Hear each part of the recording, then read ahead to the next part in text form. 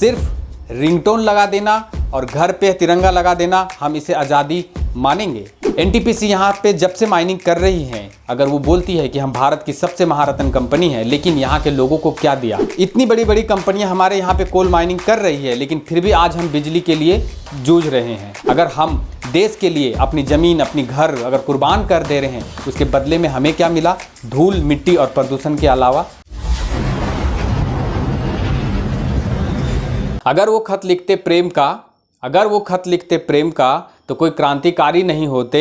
अगर वो खत लिखते प्रेम का तो कोई क्रांतिकारी नहीं होते। अगर युद्ध टल जाता प्रेम से तो कोई हथियार उठाए नहीं होते। और राजघाट के बापू अगर 100 थप्पड़ के बदले अगर एक थप्पड़ मार दिए होते तो क्या पता भगत, सुखदेव, राजगुरु आज फांसी पे नहीं चढ़े होते। मेरा नाम है अमित और आप देखना शुरू कर चुके हैं the panchayat news. The panchayat news की पूरी टीम की ओर से आप सबको 15 अगस्त स्वतंत्रता दिवस की हार्दिक शुभकामनाएं और बधाई। आज हम बात करेंगे, ये बड़कागांव विधानसभा क्षेत्र है जहां पे हमारा ऑफिस है और हम इसी बड़कागांव के बारे में बात करेंगे। आपको एक चीज़ बता देते हैं, जो हमारे बाहर के व्यूअर हैं, झारखंड में हजारीबाग जिले के अंतर्गत एक बड़कागांव प्रखंड है जहाँ से हम आते हैं और यहाँ के जो सांसद हैं हमारे माननीय श्री जयंत सिन्हा जी और हमारे बड़कागांव विधानसभा के जो विधायक हैं सुश्री अंबा प्रसाद कांग्रेस से आते हैं और सांसद जी बीजेपी से आते हैं। तो आज विशेष आने का मतलब ये है कि हम कुछ बातें करना चाहते हैं बड़कागांव के बारे में, जो कि आपके सामने हम रख रहे हैं। इन 1 सालों में जो हमने देखा उसी की बात करेंगे। अगर मोबाइल में सिर्फ रिंगटोन लगा देना और हर घर में तिरंगा लगा देना, क्या हम इसे आज़ादी कबूल कर पाएंगे? क्या इसी तरह से आज़ाद हम हैं? हम सिर्फ बात करना ये चाहते हैं कि हमारे बड़कागांव विधानसभा क्षेत्र में बहुत सारी बड़ी बड़ी कंपनियां हैं, जैसे कि एनटीपीसी, अडानी। ये दो महत्वपूर्ण कंपनियां हैं जो हमारे यहाँ पे अभी माइनिंग कर रही हैं। सीसीएल का भी एंट्री हो चुका है। तो हम इतनी बड़ी बड़ी कंपनियां हमारे यहाँ पे कोल माइनिंग कर रही है, लेकिन फिर भी आज हम बिजली के लिए जूझ रहे हैं। हम आज की घटना अगर हमको बताएंगे, आज हम 14 तारीख है, इस वीडियो को हम रिकॉर्ड कर रहे हैं। आज 5 से 6 घंटा बिजली नहीं होने के कारण हम अपने ऑफिस में काम भी नहीं कर पाए। तो ये हालत है जहां पे अडानी और एनटीपीसी, भारत की सबसे महारत्न कंपनी जो काम कर रही है। आज हम करीबन 7 से 8 सालों से एनटीपीसी यहाँ पे काम कर रही है, लेकिन हम आज भी बिजली के लिए मोहताज हैं। हमारे यहाँ पे बिजली नहीं है, हमारे बच्चे पढ़ नहीं पाते हैं। कभी बिजली अगर गायब होती है तो वो 2-2, 3-3 दिन तक गायब हो जाती है। तो आज हम आज़ादी का अमृत महोत्सव मना रहे हैं, लेकिन क्या सिर्फ रिंगटोन लगा देना और घर पे तिरंगा लगा देना हम इसे आज़ादी मानेंगे? कि हमारे पास खनिज संपदा से भरा हुआ हमारा झारखंड है, ये बड़कागांव विधानसभा भी खनिज से भरा हुआ है, लेकिन आज तक हमें बुनियादी क्या सुविधाएं नसीब हुई हैं? अगर आप जाएंगे तो टीबी के मरीज हमें यहाँ मिलेंगे। यहाँ पे बड़ी बड़ी कंपनियाँ जो माइनिंग कर रही हैं, जैसे एनटीपीसी हो गई और त्रिवेणी सैनिक हो गई और अडानी हो गया, यहाँ के प्रशासन उन्हें टीबी के रोकथाम के लिए बधाई देते हैं, लेकिन उसकी जड़ तक नहीं जाते कि उनके जो बड़ी बड़ी गाड़ियाँ चलती हैं और जिससे धूल और डस्ट उड़ते हैं, जब टीबी की बीमारियाँ लोगों को हो जाती है, वही कंपनी टीबी के रोकथाम के लिए इलाज करती हैं। तो क्या हम इसे समझें कि हम क्या आज़ाद भारत में हैं?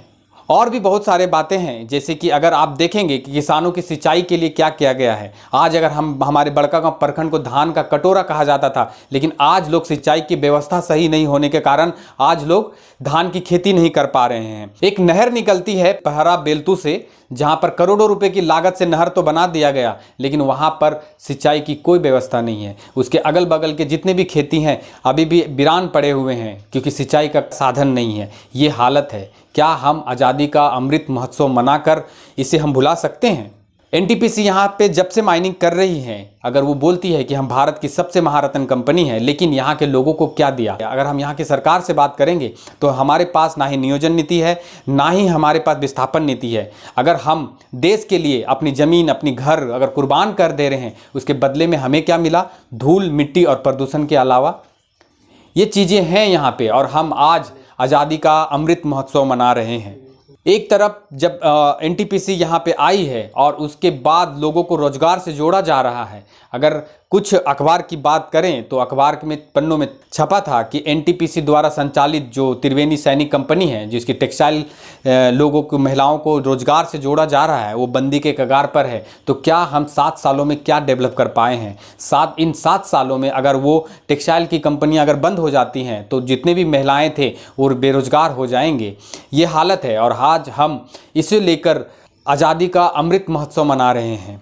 आज एक चीज़ और देखने को मिला कि अडानी भारत की दूसरी सबसे बड़ी कॉरपोरेट कंपनी है जो यहाँ पर स्थापित है, उसे भी गुंदलपुरा में कोल ब्लॉक आवंटन किया गया है। उन्होंने भी वही काम किया जो एनटीपीसी ने 7 साल पहले त्रिवेणी सैनिक के साथ मिलकर एक टेक्सटाइल कंपनी की शुरुआत की थी, जो आज बंदी के कगार पर है।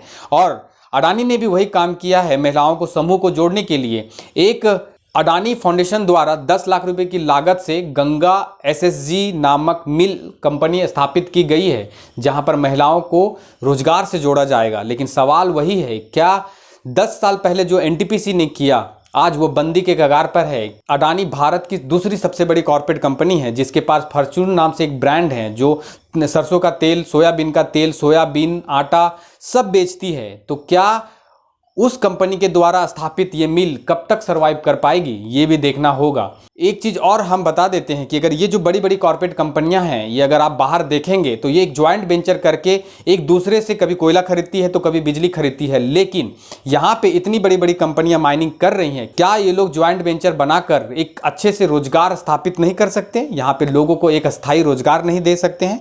किया जा सकता है, लेकिन ये लोग करते नहीं हैं, क्योंकि इनको सिर्फ और सिर्फ अपने कॉर्पोरेट प्रॉफिट से मतलब है। क्योंकि यहाँ पे लोगों की ज़मीनें ले ली जा रही हैं, यहाँ पे लोगों का घर ले लिया जा रहा है, और नौकरी के नाम पर जो मिल रहा है वो आपको पता ही है कि क्या है।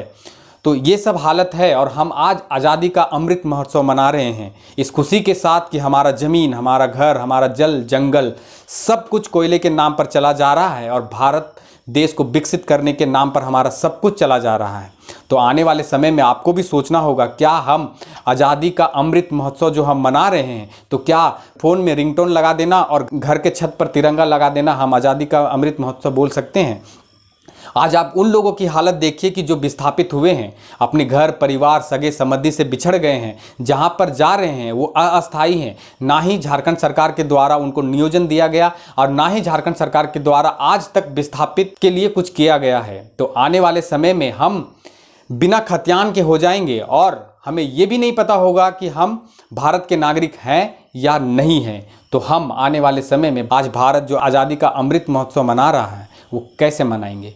सिर्फ घर के ऊपर तिरंगा लगा देना और मोबाइल में रिंगटोन और कुछ पेड़ पौधे लगा देना आज़ादी का अमृत महोत्सव नहीं हो सकता है। मेरा नाम है अमित और आप देख रहे थे द पंचायत न्यूज़। नमस्कार।